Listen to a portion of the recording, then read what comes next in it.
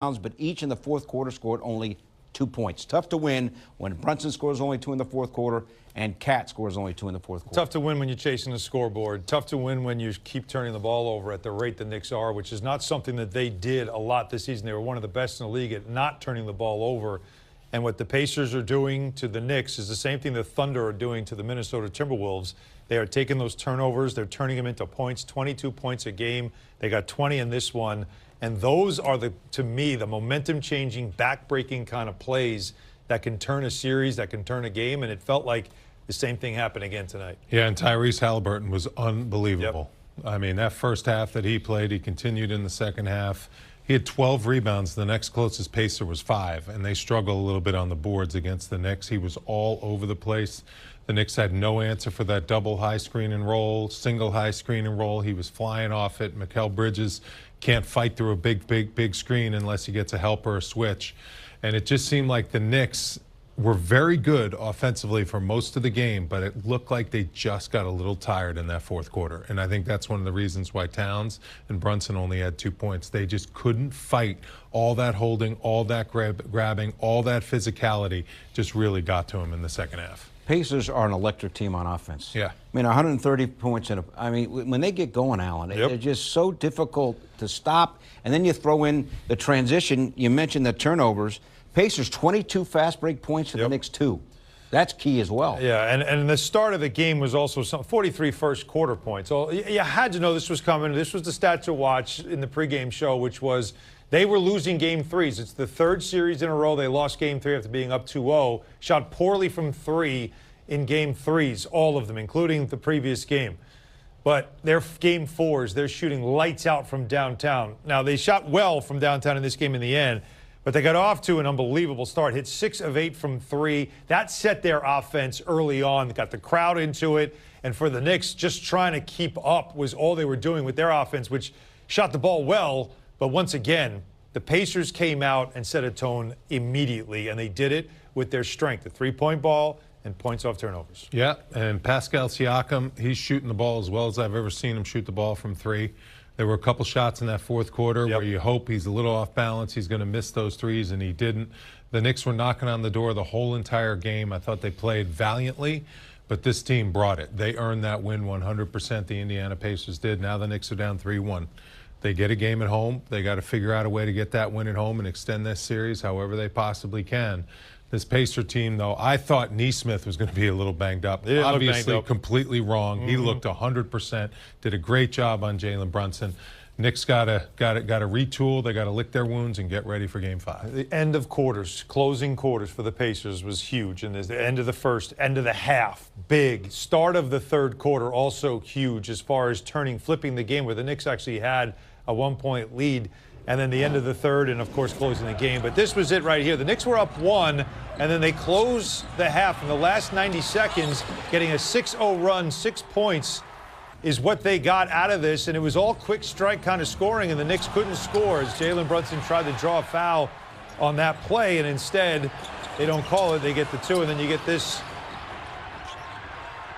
Right, this is the layup at the end. This is the last of the 6, and now so suddenly at the half, the Knicks were trailing 69-64. Then they opened the third quarter, Wally, and it was a 7-0 run. Yeah, and then they extended the lead to 12. Knicks, after that, they could never really make it a game. And to your point, there was a couple bad turnovers to start that third quarter. You can just see Jalen puts his head down, and he knows what's coming. A raining 3, a dunk, whatever. When you lose this team in transition, they are going to make you pay. They run to that three-point line. They run to the basket, and they just get whatever they want. That building was frenetic.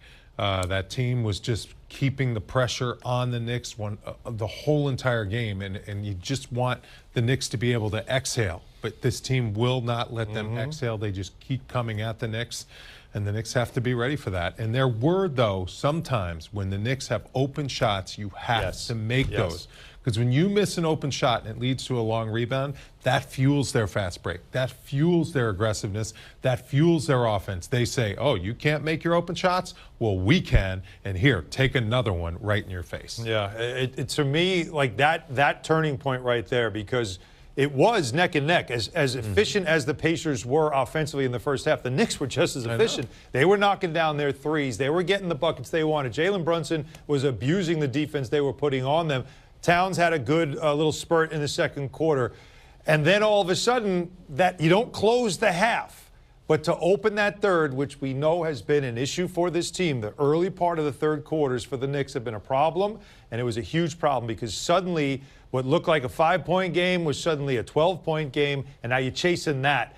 What did they do? Cut it to 5 was the closest they got. When they made their late push, there was a chance, and as Wally noted, there was a couple of open looks that they could not knock down, and the Pacers were able to survive that. Once again, the Knicks making a push from down double figures. But you're watching. Knicks down double figures, 6 minutes to go. That's the Knicks' prime time. But they got it right where they want. As you mentioned, they just could not get they got it close, but they couldn't get it really close, Wally. Pascal Siakam, I'm going to show the fourth quarter here. He had a key 3 with the Pacers up 6, made it 118-109. That was a key 3 for Indiana to hang in there. You can't go to the well that often. I mean, that was the key. You know, Turner hits that jump. Brunson hits the jumper. This one right here. Right there. That's a big 3. Like these. It was 115-109. That made it 118-109. If you're going to leave anyone, he's maybe the lowest percentage three-point shooter. Bridges started getting hot at the end of the game. That's a 6-point game, right, when he hit that. Trying to keep it close. But then here, that right hand screen all the way to the basket. I mean, Haliburton getting to that right hand off that screen and roll was just so good.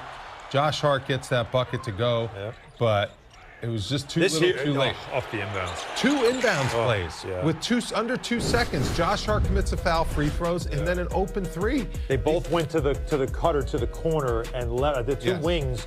And that's bad communication, which, again, the Pacers make you make mistakes because they move so much. You know what's amazing, guys? You watch the Pacers play.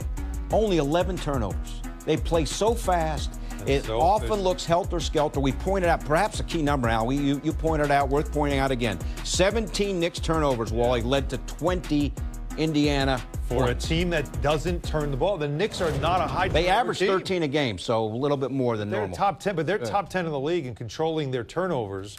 And they were the ones that would take your turnovers and score. But it's whatever the Pacers are doing defensively, and maybe some things the Knicks are doing offensively, has led to them being a high turnover team in this series. It's the Pacers' pace. They make you play frenetic. They make you play fast.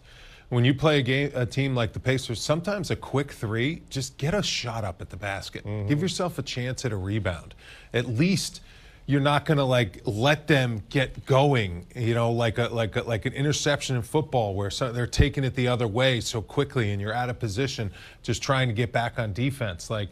I don't know. The Knicks got to make sure. I obviously want to take good shots, but you got to take the first available open shot. If you turn it down, they will be like piranhas going after that ball and going for those turnovers. Why and Brunson and Towns limited in the fourth quarter in terms of their production, Alan? What do you think? Very unlike the Knicks. I think it was a little fatigue. I mean, Brunson's dealing with people pushing them all over the place. They both were 1 for 3. Get to the ball. You know, other guys, you know, it's good. Other guys were aggressive. They were looking to shoot, looking to make shots. I think the Knicks read the defense pretty well. They were keying in on Cat and Brunson, bringing a double team on Brunson, just a naked double team right at the top of right at the mid-court line. And Jalen would get rid of the ball, trust his teammates to make other plays. Some guys did. But at the same time, you couldn't stop the Pacers. That was the key. It doesn't matter who scores in the fourth quarter. The Knicks scored some points in the fourth quarter. They did score 30 points in the fourth quarter. That's a lot in the fourth quarter. It's the third quarter that you'd be more concerned with, especially the start of it. To me, that's the area of concern, was the start of the third quarter in a game that you already thought you had a lead and had a 5-point deficit. You had to come out of the gate when you know how much you needed this win. You had to come out a lot stronger than that, and they gave up 7 straight points. And that, to me, that was your ball game right there. All right, coming up, we're going to hear from Knicks coach Tom Thibodeau and also get Monica Nuts thoughts. She is in Indiana. Tom Thibodeau's Knicks now down 3-1. Game 5 is here in New York on Thursday night. The Knicks postgame show is presented by Audi. Visit your tri-state Audi dealer